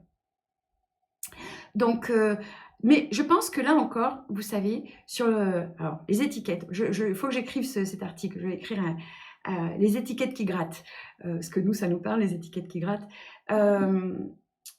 Oui, c'est intéressant de mettre des mots. Mais moi, je vais vous dire, quand on m'a dit que j'étais autiste, ok, et j'en fais quoi? Et qu'est-ce qui se passe après? L'important, c'est comment je vis avec cette particularité-là. C'est pas est-ce que je suis? Est-ce que je suis? Je le vois dans ma manière d'établir le lien avec les autres, dans ma communication. Voilà. Donc, effectivement, c'est important de se faire diagnostiquer quand il y a des comorbidités, quand il y a besoin d'aide. Il y a des gens qui ont besoin. Quand on est HPI, les 3/4 du temps, on arrive à vivre, j'allais dire, intégré. Intégré, j'aime pas ce mot-là, mais j'allais dire, on a un job, alors souvent plusieurs, parce que bah, on a du mal à les garder ou on s'ennuie rapidement. Voilà, mais l'important, est-ce que c'est de mettre des mots sur les mots ou est-ce que c'est de mettre des mots sur nos problèmes de fonctionnement? C'est-à-dire l'impact direct que ça a. Voilà. C'est ça qui est important. Moi, je n'ai pas été diagnostiquée TDAH, je ne sais pas si j'ai un TDAH. Alors, il y en a qui me disent « Ah, vous voir, c'est sûr, vous en avez un. » Peut-être, je m'en fiche. J'ai pas besoin d'avoir ce... Bon, déjà, je sais que je suis autiste, c'est bien. et ça, par contre, ça a été salvateur parce que j'ai enfin pu creuser et me dire « Alors, c'est quoi? Comment ça m'impacte? Qu'est-ce que je vois pas ?» Voilà, c'est ça qui est intéressant. Oui, comme vous dites, c'est salvateur parce que du coup, quelquefois, on peut aussi avoir des explications et se dire, bah, on n'est pas fou, il y a quelque chose. Oui, je pense que ça c'est très important, effectivement. Le fait de mettre des mots, c'est vrai que moi, quand j'ai commencé à faire les démarches, c'était aussi parce que dans ma famille, mon ex-mari m'avait dit un truc terrible. Il m'avait dit: «Tu vois bien que tu es folle, même tes parents le disent». Et c'était un truc, vous imaginez quand on est autiste, en plus, l'encodage, c'est bon, quoi. Cette phrase-là, elle est restée et alors voilà. Et donc à un moment, il fallait que je sache. Mais mais là encore, c'est des mots et nous, on va tout cristalliser sur les mots.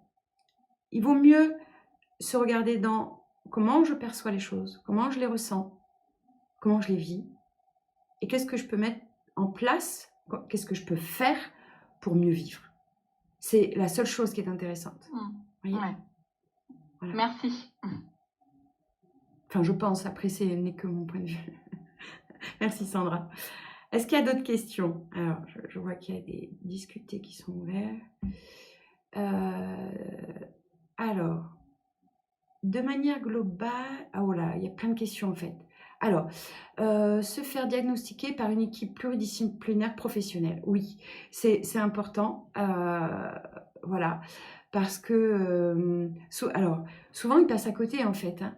Il y a des gens qui vont dans le libéral et en plus, à nos âges, c'est très compliqué. Autant chez les ados, les enfants, c'est déjà plus simple, mais chez... moi, j'ai 54 ans et on est pas mal autour de la table d'avoir entre 40 et 50 ans, voire plus. Se faire diagnostiquer, c'est très compliqué. Et donc, il faut vraiment trouver les professionnels qui connaissent cette double particularité, qui ont l'habitude de repérer, voilà... Moi, franchement, la neuropsy m'a montré des trucs qui étaient écrits nulle part dans les livres, quoi. Mon incapacité à établir un lien bidirectionnel, elle me l'a monté en 3 questions. Et je suis tombée dans le panneau, hein. Anne-Marie, si je comprends bien, vous proposez de nous éclairer sur le mécanisme des neurotypiques en tant que norme, de façon à nous faire mesurer nos différences et à nous adapter, car par le... Pas du tout. Pas du tout, Anne-Marie. Alors, les mécanismes, hein, ils ne sont pas pour les neurotypiques. Ils sont valables pour tout le monde. Je vous explique. On a des besoins. On a des besoins de manger, c'est valable pour tout le monde. On a des besoins de respirer, c'est valable pour tout le monde. On a des besoins de boire, c'est valable pour tout le monde, hein. Eh bien, là, c'est la même chose. En fait, on ne se respecte pas dans notre écosystème. On ne se respecte pas dans notre sensorialité, par manque de connaissance de notre handicap. On ne se respecte pas dans notre manière d'appréhender et de traiter l'information, toujours par manque de connaissance. Et du coup, ces règles, elles sont communes à tout le monde. Si un neurotypique ne les respecte pas, ça va dysfonctionner dans la relation. Voilà. Y a-t-il une œuvre sur la relation de l'autre vers la personne autiste? Alors, Rémi, alors, attendez, parce que du coup, j'ai beaucoup de questions, j'essaie de faire dans l'ordre. Donc, j'ai répondu Anne-Marie. J'ai répondu Anne-Marie à votre question, je pense. Je pense. Vincent, comment trouver le métier fait pour soi? Oh, là, je ne peux pas répondre comme ça. C'est pas possible. Alors, dans la formation qu'on propose, vous avez toute une partie bilan de compétences qui va nous permettre de faire le tri sur vos centres d'intérêt, vos capacités, vos savoir-faire, vos savoir-être, parce qu'effectivement, on n'a pas conscience de nos faiblesses, mais on n'a pas conscience de nos forces aussi. Donc, ça fait partie du programme. Mais c'est un long cheminement. Ça va pas, je ne peux pas vous... Il n'y a pas de réponse comme ça où je vais sortir de mon chapeau, c'est pas possible. Rémi, Véronique et Stéphane. Ça y est, je vous vois avec la petite main levée. Y a-t-il une masterclass sur la relation de l'autre vers la personne autiste? Alors, Une question? oui? Oui, merci. En fait, pour moi, je suis papa de Rémi, qui est lui autiste. Et effectivement, donc, par rapport à toute la formation, la masterclass telle que vous venez de la délivrer, je l'ai perçue de mon regard comme étant de l'autiste vers l'autre.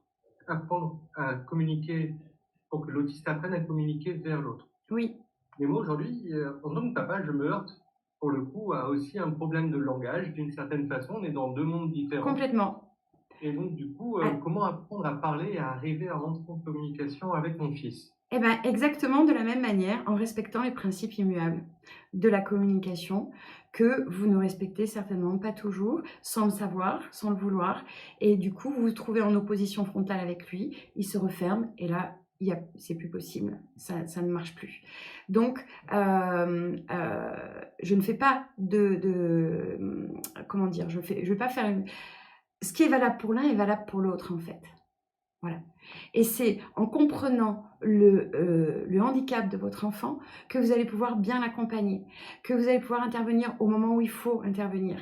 Voilà. En fait, moi, encore en tant que...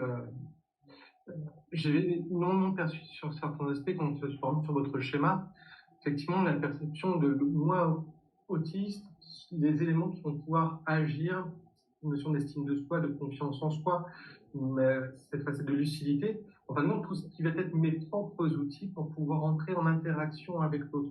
Oui. Et ça nécessite pour ma part donc une forte introspection, savoir quelles sont mes forces, mes faiblesses, quels sont mes centres d'intérêt, comment je vais pouvoir interagir. Mais alors, si je prends dans le cas de mon fils, eh bien, tout ça, effectivement, c'est vraiment très introspectif, c'est vraiment très intériorisé. Et donc, du coup, il ne va pas offrir à l'autre, à son entourage, oui. sa démarche. Et donc, pour moi, voilà. Voilà, alors, je vais répondre à votre question. C'est comment votre prénom? Stéphane. Stéphane, je vais répondre à votre question et vous allez comprendre. En communication relationnelle, on apprend qu'il faut partir de soi et qu'on se positionne en partant de soi, qu'on soit autiste ou pas autiste. Donc, quand vous interagissez avec votre enfant, vous devez partir de vous et ne pas vous positionner par rapport à ce que lui, il attend de vous, mais ce que vous pensez bon pour lui. Ouais. Voilà. Et donc, Mais c'est, bon, vous voyez, quand même. et donc, c'est pour ça qu'il faut que vous compreniez le handicap de votre enfant correctement, parce que du coup, vous allez pouvoir, en prenant en compte ces difficultés, assumer votre rôle de papa dans les moments où vous devez être dans les coups, des moments où vous devez être dans une certaine autorité, des moments où vous allez l'accompagner dans sa souffrance, des moments où vous allez savoir lui dire non, voilà. Mais tout ça, c'est parce qu'aujourd'hui vous-même, vous ne maîtrisez pas ces facteurs que vous ne savez pas vous positionner correctement face à lui. Donc vous essayez de lui faire plaisir, et puis quand vous n'en pouvez plus, ça explose, parce que c'est compliqué pour vous. Et en fait, c'est pour ça qu'on part toujours de nous, parce qu'en communication relationnelle, pour bien se positionner à l'autre, il faut déjà bien savoir ce que nous, on attend de la relation. Vous allez apprendre, par exemple, en faisant la communication relationnelle, que les rôles, les fonctions et les personnes. C'est-à-dire que quand on est autiste, on voit les gens dans leur rôle et dans leur fonction. On ne les voit pas en tant que personne. C'est voilà, c'est pas bien défini chez nous. Donc, par exemple, ma mère, je pense qu'une mère, ça doit faire ça. Donc, si ma mère ne fait pas ce que je pense qu'une mère fait, c'est une mauvaise mère. Voilà. Donc, vous voyez bien que ça ne va pas. Donc, vous allez devoir accompagner votre enfant à revoir sa manière de traiter l'information. Quand il va se mettre en colère contre vous, de rappeler que, ok, je suis le papa, mais je suis aussi Stéphane, la personne qu'on doit respecter. Et qu'il y a le rôle et la fonction, mais aussi, voilà, que si je suis fatiguée un soir, non, ce soir-là, je ne vais pas pouvoir répondre à tes attentes, par exemple. Et ça, on ne le sait pas. Et c'est en expliquant concrètement le rôle, la fonction, les personnes, que la personne, du coup, va pouvoir, parce que HPI, intégrer qu'on doit prendre l'autre dans toutes ses dimensions. Et pas simplement, vous ne considérez pas votre femme que dans son rôle d'épouse. Vous la voyez en tant que personne, vous êtes d'accord? J'espère en tout cas. Voilà. Eh bien, sachez que votre enfant ne vous voit que dans vos rôles et vos fonctions. Quand nous sommes autistes, nous allons travailler par intérêt. Tout doit être fonctionnel chez nous. Ça doit servir à quelque chose. Et on ne le fait pas par égocentrisme. On le fait parce qu'on ne sait pas faire autrement. Maman, elle sert à ça. Un papa, ça sert à ça. Si vous lui demandez qu'est-ce que c'est pour lui un papa ou une maman, il va vous répondre en fonction de ce que vous lui apportez. Eh bien oui. Est-ce que j'ai répondu à votre question, Stéphane? Donc, vous pouvez très bien prendre l'information courte et la faire à tous les trois ensemble.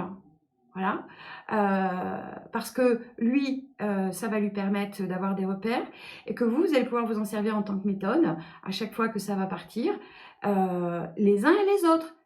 C'est-à-dire quand papa est fatigué et que maman reprend le relais, elle peut dire à papa, c'est pas le moment là, tu vas courir dans le jardin, ou à l'inverse, dire à maman, va sortir au restaurant avec ta copine là, et c'est pas le moment de traiter ça. Vous voyez, c'est des choses comme ça que vous allez apprendre.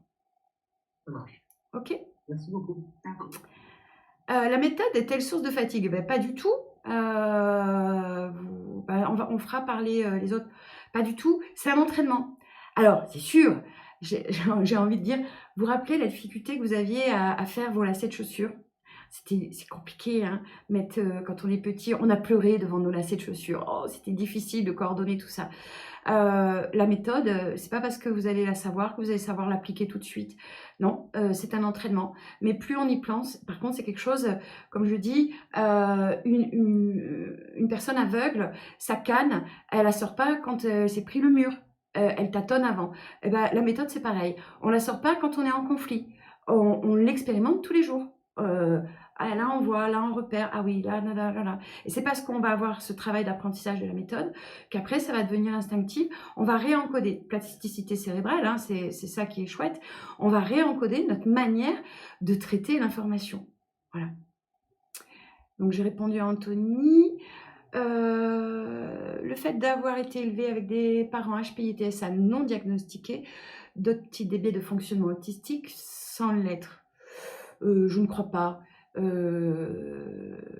Parce que si les parents sont HPI-TSA, il y a une grande chance que vous le soyez. Vu que c'est génétique, de toute façon, ça se repasse. Donc, voilà. Après, je ne suis pas une professionnelle pour pouvoir affirmer le oui ou le non. On n'est pas, on ne devient pas autiste. On est autiste.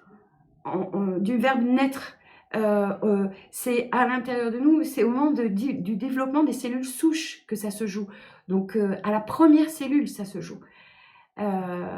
Et tout l'impact est le même. Alors, il y a des autismes qui vont, comment dire, s'exprimer de manière différente, mais on a tous la même grande difficulté neurologique, c'est-à-dire problème de synchronisation des synapses. Je vous engage à lire le livre de Thomas Bourgeron, des gènes, des synapses et des autismes, qui vous explique le mécanisme. Voilà, comment l'autisme naît à l'intérieur de nous au moment de la conception, au moment que, boum, ça y est, la première cellule se fait. Donc, on ne devient pas autiste. Voilà. Et non, je ne crois pas que les traits autistiques, c'est quelque chose qui vont ressortir, par exemple l'anxiété.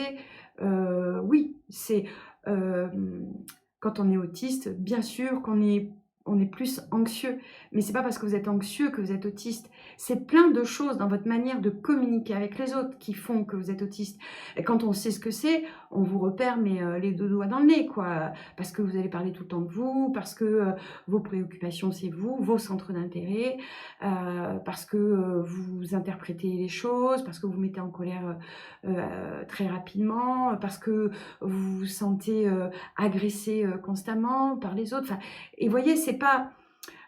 c'est beaucoup de choses. Et puis c'est toutes les comorbidités, c'est la motricité fine, c'est les problèmes de dyslexie, de dysorthographie, enfin voilà, c'est ce qui fait qu'à un moment on vous diagnostique autiste. Je vais vous dire, on pourrait nous faire une prise de sang pour savoir pourquoi on le fait pas. Parce qu'aujourd'hui, la représentation de l'autisme, elle est tellement terrible que vous imaginez, si on le savait à la naissance, alors on tuerait tous les autistes. Et du coup, voilà, alors Tesla ne serait pas né, Anthony Hopkins non plus, moi non plus. Dommage, moi j'aime bien vivre, j'aime bien ma vie. Voilà. Donc, qu'est-ce que j'ai d'autre? L'ultrasensorialité est trop de demandes de sexe. Est-ce que c'est lié? Oui. Alors, le sexe, chez les personnes autistes, bah, c'est comme tout, c'est un centre d'intérêt ou ça n'en est pas un. Donc, si c'en est un... Il faut que je fasse ma place.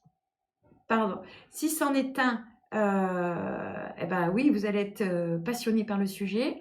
Et si ce n'en est pas un... Ah, par contre, il faudrait fermer votre micro. Tu veux écrire à tout le monde? Non, c'était une personne.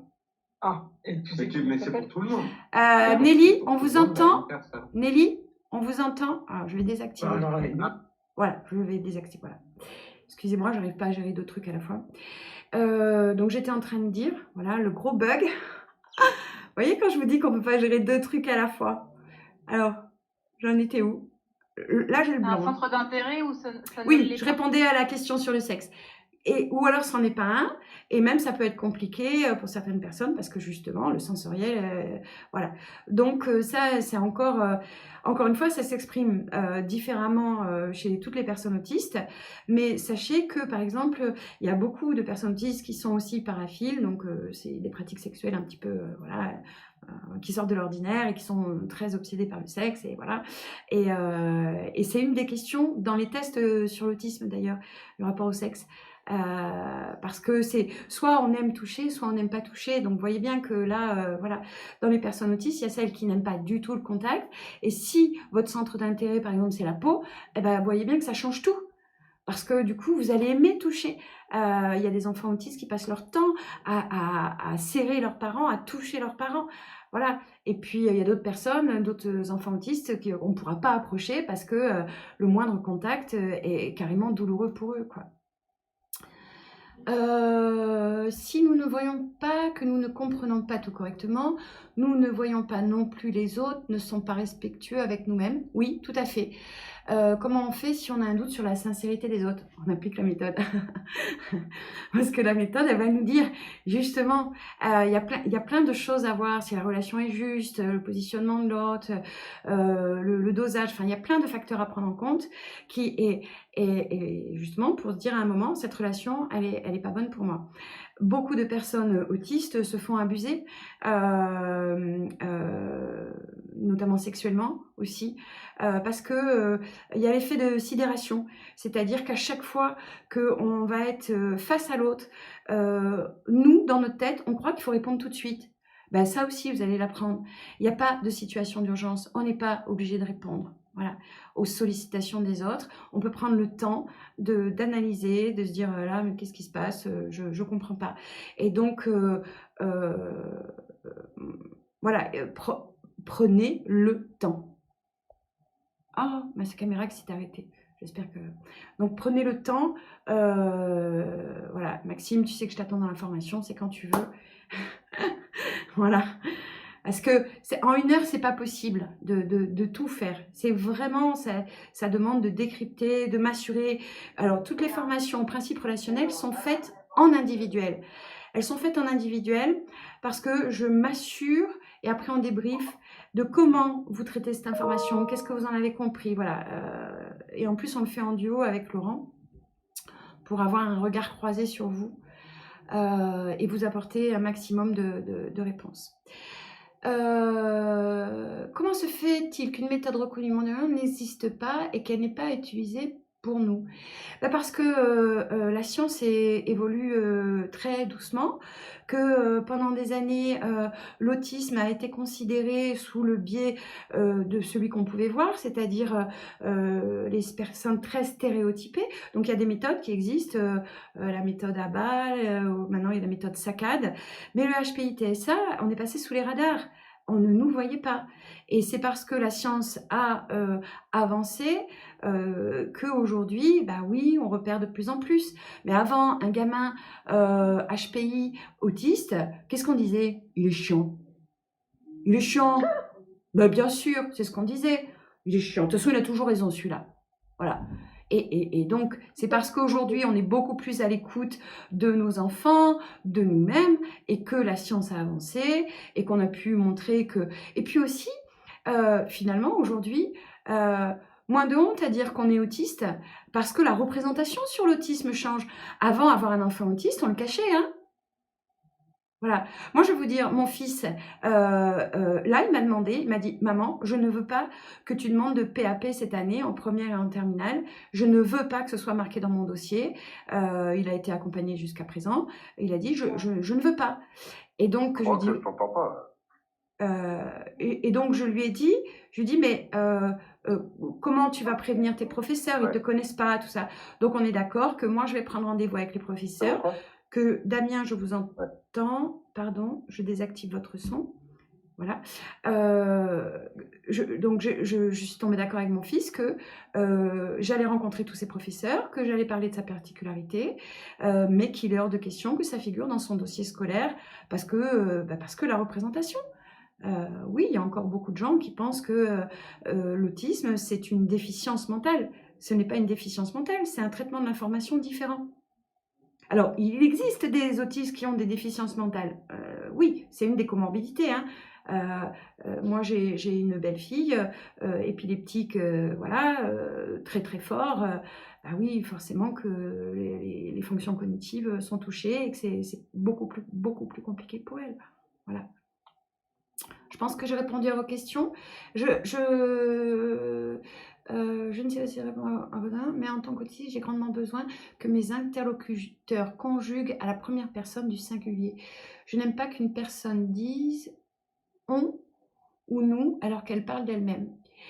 Oui, Stéphane, c'est votre représentation, mais vous ne pouvez pas empêcher les personnes d'utiliser le langage qu'elles ont en vie et comment elle s'exprime.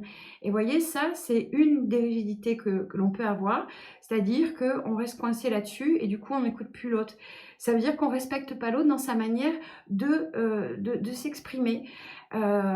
Donc, c'est des détails comme ça, mais pour avancer et ne plus se sentir agressé par les autres, va falloir lâcher du mou, hein. Notre perfectionnisme nous amène à être rigide. Voilà.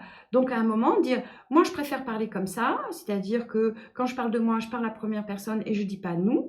Et ben moi, quand je suis en conférence, je dis nous, les personnes autistes, parce que effectivement, je parle au nom de, par exemple, des 40 personnes qui sont avec moi dans le programme et que je suis, et qui cooptent mes propos. Voilà, donc le nous est justifié.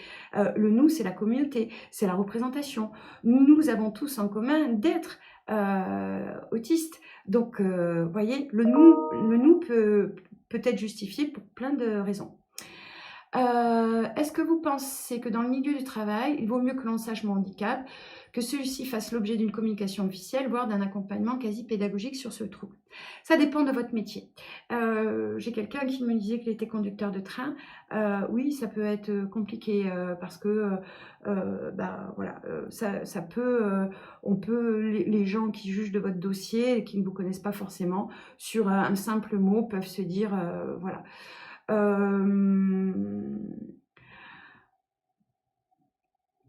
Moi aujourd'hui, je suis donc diagnostiquée, tamponnée, on va dire, hein, déclarée à la MDPH. Je suis très contente de ne l'avoir fait qu'à 51 ans. Je l'aurais fait avant, quand je me suis séparée de mon premier mari, j'aurais perdu la garde de mes enfants. Quand j'ai eu un dossier de surendettement suite à la perte d'une entreprise, je me serais retrouvée certainement sous tutelle, ce qui m'aurait empêché aujourd'hui de pouvoir faire mon entreprise. Donc il faut bien réfléchir dans sa vie d'adulte, l'impact que ça peut avoir. Je pense je ne peux pas vous répondre, il faut le voir au cas par cas. Ça dépend si vous êtes... alors après, on n'est pas obligé de nommer, hein. On peut dire un trouble neurodéveloppemental et on n'est pas obligé de le nommer. Donc, vous voyez, on peut jouer un peu aussi sur les mots. Moi, je sais que j'ai plein d'enseignantes qui sont diagnostiquées, reconnues, RQTH, et qui continuent d'enseigner, voire même qui sont enseignantes spécialisées. Elles en ont fait une force. Voilà. J'espère que j'ai répondu. Depuis quand j'ai trouvé dans la famille récemment. Oh, ça n'existait pas en France. On a été suivi par un psy nu qui nous a menti en disant qu'il connaissait. Il nous a détruit. Ouais, c'est compliqué. Alors là, je ne vais pas rentrer dans tous ces débats. C'est vrai que c'est compliqué de trouver des gens qui connaissent vraiment l'autisme cumulé au HPI, qui nous reconnaissent, qui nous voient, qui nous proposent un vrai accompagnement. C'est compliqué.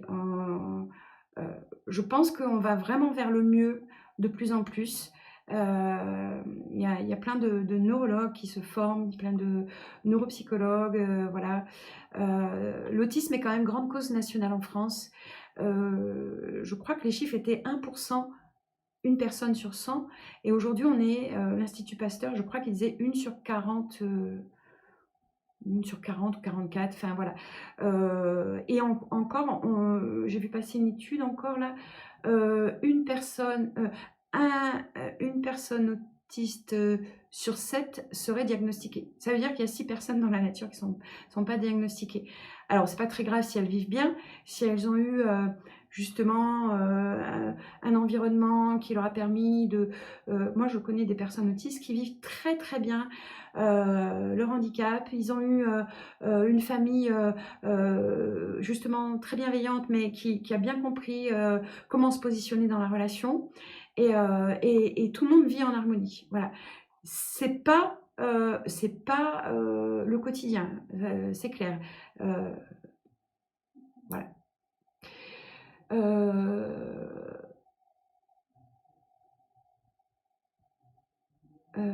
Une sur 120 avant maintenant, 1 sur 35 chez les femmes, c'est très compliqué à diagnostiquer. Voilà.